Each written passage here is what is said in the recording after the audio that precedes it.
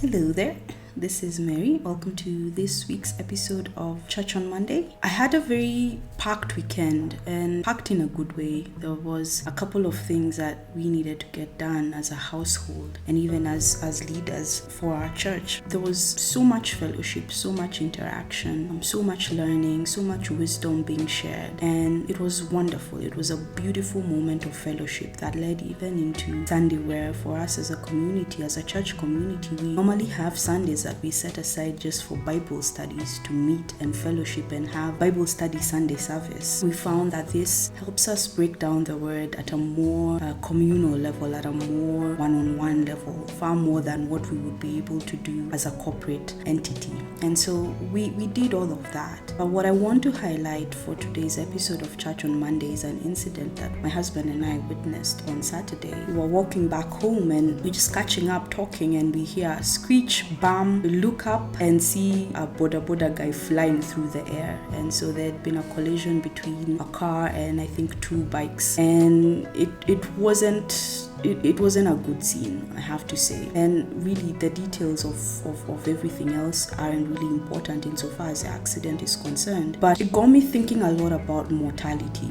and about life, because the people who are involved, and more so the guy who was really injured, was a really young guy. And I started to think about how much we take for granted. Many of us got up today and we presumed that we'll make it back home. We've presumed that nothing bad will happen. We've presumed that everything will go according to plan. We've presumed that we will still be around tomorrow. And so we live life based on that presumption. But that's not always the case. Tomorrow isn't always promised to us. Yes, I am a firm believer that yes, God has allotted the days of our lives. It is what God has ordained for us to have, the time God has ordained for us to have on earth. And so how well are we utilizing that time? Because when it's over, it's over. And if a day is gone, that day is gone. You don't necessarily get it back. Yes, there is a factor of restoration, but as Paul says, grace is not an excuse to live with abandon, to just live however we want to. And I really started to think especially about us as creatives, because we tend to be really, unfortunately, very infamous for our procrastination. We're really great at having amazing ideas, but not quite doing much about them. And I think perhaps one of the best explanations for procrastination I've come across is that it's the arrogant presumption that you have tomorrow to do what God has given you the ability to do today. And when you think about it, it's true, because if God has given you an instruction, if He's given you a gift, if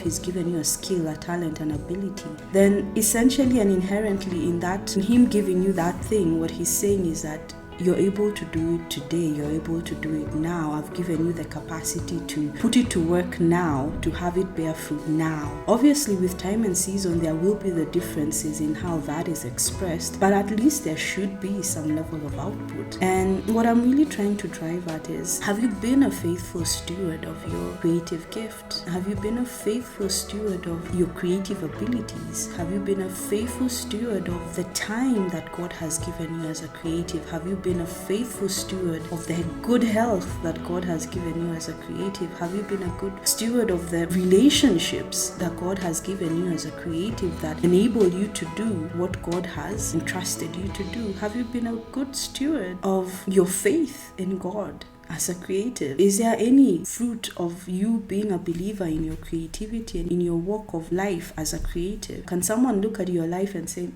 there's something different about this one? I don't believe in living life out of fear. I don't believe in going on with life with a sense of dread.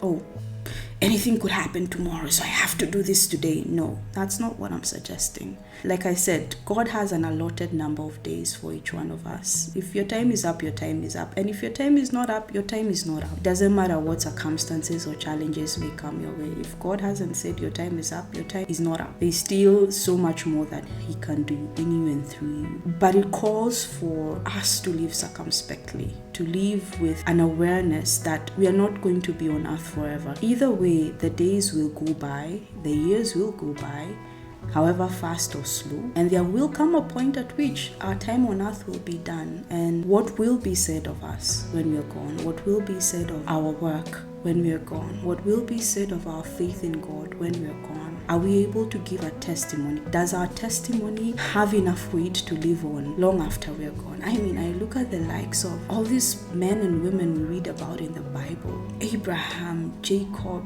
Isaac, Joseph, David, the prophets, Jesus. You look at their lives and the way they lived their lives. So many millennia on, we're still talking about them. We're still being encouraged by them. We're still being inspired by them. And it takes a certain kind of living for you to have that kind of testimony. And so, yes, we only have 2 more months left in 2021, but there are 2 more months left in 2021. And there's still time to make the most of this year. I've never believed that there is some magic thing that happens on the 31st of December into 1st of January that causes a mystic shift in anyone's life. No. I've always said that today is as good a day as any to change your life. It's one decision away, it's one action away, where you decide from this point on, I'm going to live better, I'm going to live different. So I'm just here to sort of point us back to eternity and really ask, are we living lives that are of eternal value? Are we creating art that is of eternal value? Are we building relationships that are of eternal value? Or are they just for the time being and to meet an immediate need, but not much more? So it's a bit of a sobering note, but it needs to be said every so often, because sometimes we can get so busy in the day-to-days that we forget to take a step back and look at the bigger picture. And so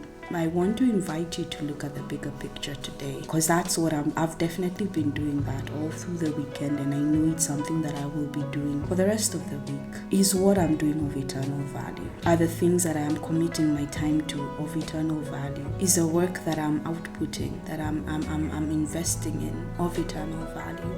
I want to be able to stand before God and confidently say, Lord, I made the most of the time you gave me. It may not have been perfect, definitely not all through, but I did the best I could. And I want to be able to be in His presence and to hear Him say, well done. For me, that's the prize. That's what I'm running towards. It's that well done from God. I can get it from everyone else, but if I don't get it from God, then I've not met my mark. So I invite you to introspect.